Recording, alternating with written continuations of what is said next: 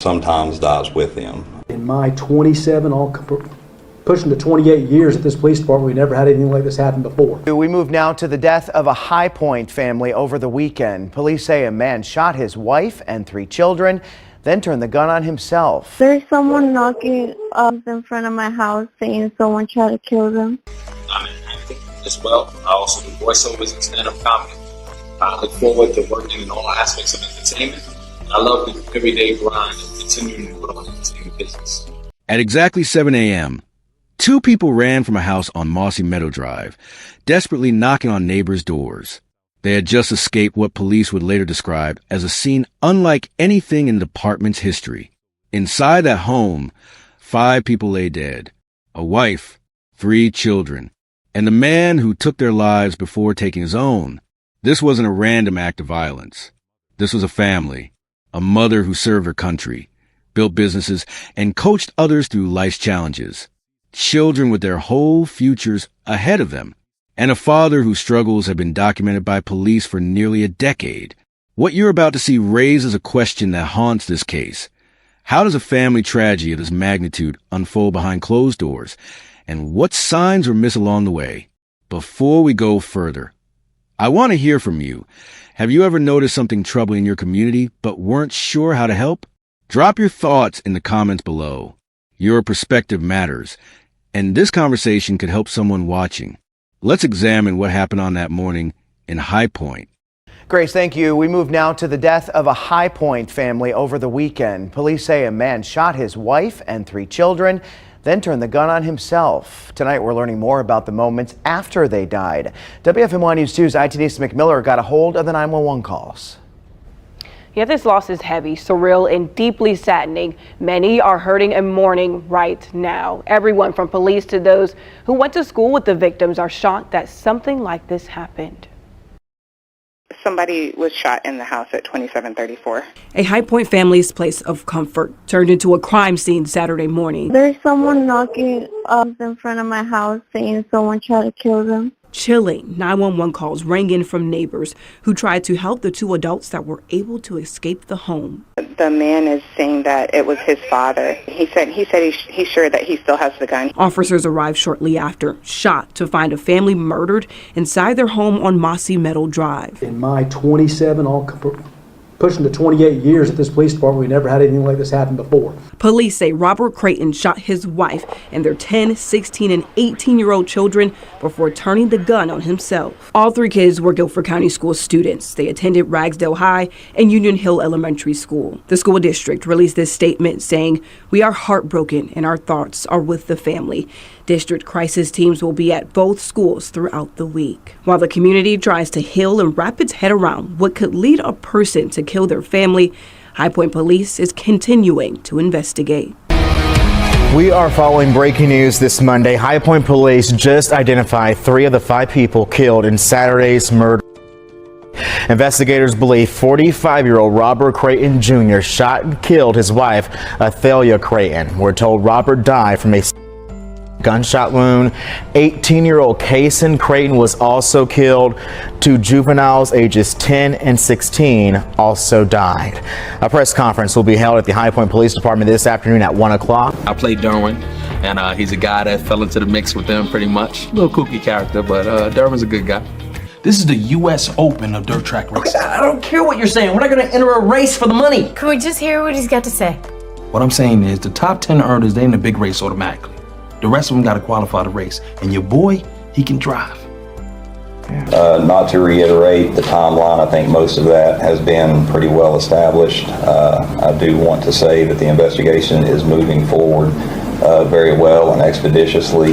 We have been in contact with the affected family and they are cooperating with us fully. And as the chief said, there is some information that we are going to hold back. That's just to protect the integrity of the investigation. But at this time, I am at a point where we can announce that the offender and one of the deceased, Robert Jeffrey Crayton, is being looked at as the primary person who committed this act. We will also release, and I think it's been put out in the updated press release, his wife, Athalia Crayton, age 46, and one of the children, Cassine Crayton, age 18. The press release said that 2 other people inside the home escaped. Were they related to the victims? That is correct. We aren't going to release their names at this time. 2 surviving victims did escape the residence. One of them is a direct relation, and the other was an acquaintance. Yes, ma'am. Can you release as to how they were murdered? Was this gunshot, stabbing, strangulation? Yes, I can release that the deceased did die of gunfire. Yes, sir. So the 2 kids ran out of the house around 7 a.m., but do you know what time the incident actually occurred? Did they find them when they woke up? That happened a long time before that, or did it happen? It happened concurrently around the same time. When they exited the house, part of the investigation that we're going to be looking into is the timeline of occurrences that happened inside the house. But the time that they exited the house and sought help from neighbors, it was all occurring around that same time. Do you possibly know what led up to this, why it transpired? No, and that's going to be a piece of the investigation, and I've expressed this to the family as we may never know why. What goes through the hearts and minds of a person that would do this sometimes dies with them, but we don't have any indication right now as to the why, but that's part of what we're looking at. Did Robert have any known mental health issues? We have information from the family that he was suffering with some mental illness. We responded to the house in January of last year where he was served an involuntary commitment. We are still looking into past involvements. I can't speak to as the reasoning under the involuntary commitment, but we do believe that it was taken up by the family. At exactly 7 a.m., 2 people ran from a house on Mossy Meadow Drive, desperately knocking on neighbors' doors. They had just escaped what police would later describe as a scene unlike anything in what you just witnessed is the devastating reality of January 7th, 2023, when Robert J. Crayton Jr., a 45-year-old Brooklyn native and actor, shot and killed his wife, 46-year-old Athalia A. Crayton, along with their 3 children, 18-year-old Kazan, their 16-year-old, and their 10-year-old. He then turned the weapon on himself. Athalia wasn't just a mother. She was a U.S. Army veteran who served as a heavy equipment mechanic. After her service, she became a business owner, an interior designer, and a life coach, someone who dedicated herself to helping others find direction and purpose. Her children were building their own paths, each with dreams that will never be realized. The 2 survivors, a 22-year-old and a 25-year-old, one a relative and one an acquaintance, were the ones who made it out and alerted authorities. Their escape that morning brought police to a scene that will be burned into memory of every officer who responded. Robert Crayton Jr. had appeared in television shows like The Game, but behind that public persona was a troubled history. High Point police have been called to the home multiple times since 2014. In January 2022, exactly 1 year before the tragedy, he had been involuntarily committed for evaluation. The warning signs were there, documented in police reports, yet the family remained in danger. Investigators traced a firearm and interviewed everyone they could, searching for answers. But as authorities stated, the why behind this may never be fully understood. What they did confirm was that Robert had been struggling, and according to family members, his actions were connected to his ongoing battles. Here's what makes cases like this so heartbreaking. They don't happen in a vacuum. There were years of documented incidents. There were people who knew something was wrong. But the barriers to intervention, whether legal, social, or personal, meant that Athalia and her children remained in harm's way. This brings us to the difficult truth we need to face. Domestic situations often hide in plain sight. Families suffering behind closed doors can look completely normal from the outside. Neighbors might hear arguments, but convince themselves it's not their place to intervene. Friends might notice changes in behavior, but hesitate to ask direct questions. The reality is that intervention is complicated. Even when someone is committed for evaluation, as Robert was in 2022, it doesn't guarantee long-term treatment or remove access to weapons. The systems designed to protect families have gaps that can prove fatal. So, what can we take from this tragedy? First, trust your instincts. If someone you know seems to be in danger, or if you witness behavior that concerns you, reach out to them, to authorities, to crisis resources. A single call to a domestic violence hotline or a welfare check request to police could save lives. Second, we need to normalize conversations about seeking help.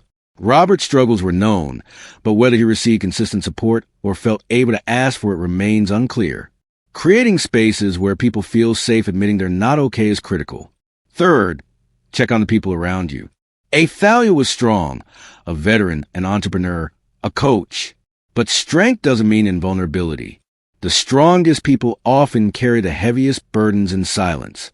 Now I want to ask you something. What state or country are you watching from? And have resources in your area made it easier or harder for people to get help in situations like this? Share your experience in the comments. Your insight can help someone else understand what's available where they live. This case left High Point shaken. 5 lives ended. 2 survivors carry the weight of what they witnessed. A community searches for meaning in senseless loss. Athalia Crayton served her country and her community. Kazan had just turned 18, standing at the threshold of adulthood. The 16-year-old and 10-year-old never got the chance to discover who they would become. They deserve better. They deserve safety in their own home. If the story moved you, if it made you think differently about the families around you, then honor their memory by staying aware, staying compassionate, and staying willing to act when something feels wrong. Hit that subscribe button to stay updated on cases that matter. Like this video, if you believe these stories need to be told. And share your thoughts below. What do you think could have made a difference here? Their story doesn't end with tragedy. It continues in the conversations we have, the actions we take, and the lives we might save by refusing to look away to Artman's history. Inside that home, 5 people lay dead. A wife, 3 children, and a man who took their lives before taking his own. This wasn't a random act of violence. This was a family. A mother who served her country, built businesses, and coached others through life's challenges. Children with their whole futures ahead of them. And a father whose struggles have been documented by police for nearly a decade. What you're about to see raises a question that haunts this case. How does a family tragedy of this magnitude unfold behind closed doors? And what signs were missed along the way? Before we go further, I want to hear from you. Have you ever noticed something troubling in your community but weren't sure how to help? Drop your thoughts in the comments below. Your perspective matters, and this conversation can help someone watching. Let's examine what happened on that morning in High Point.